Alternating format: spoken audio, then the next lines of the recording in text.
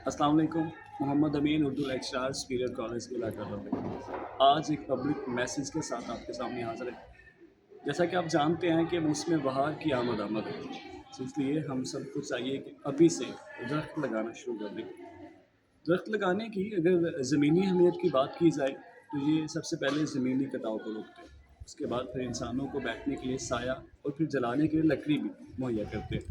अगर फ़िज़ाई आलूगी की बात की जाए तो ये हमारी फ़िज़ा को साफ़ सुथरा रखते हैं। आप ये जानते हैं कि जिस एरिया में दरख्त ज़्यादा होते हैं वहाँ पर बारिशें ज़्यादा होती हैं, क्योंकि ये ज़मीन से पानी को जज़्ब करते हैं और उसे हवा में छोड़ते हैं। फिर इंसानों को ये कार्बन डाइऑक्साइड उसे जज़ब करते हैं और ऑक्सीजन मुहैया करते हैं, जो कि इंसान के सांस लेने के लिए बहुत ज़रूरी है।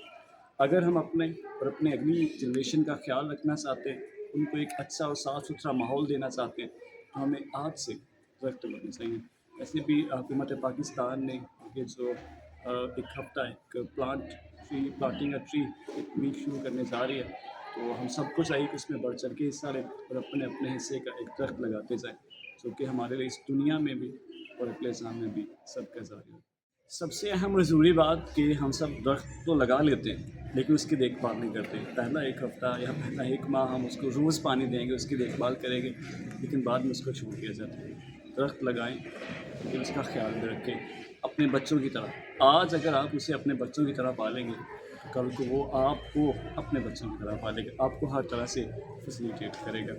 अपना ख़्याल रखिए, अपने लगाए हुए पौधों का ख़्याल रखिए, इस फ़िज़ा का ख़्याल रखिए। बहुत शुक्रिया।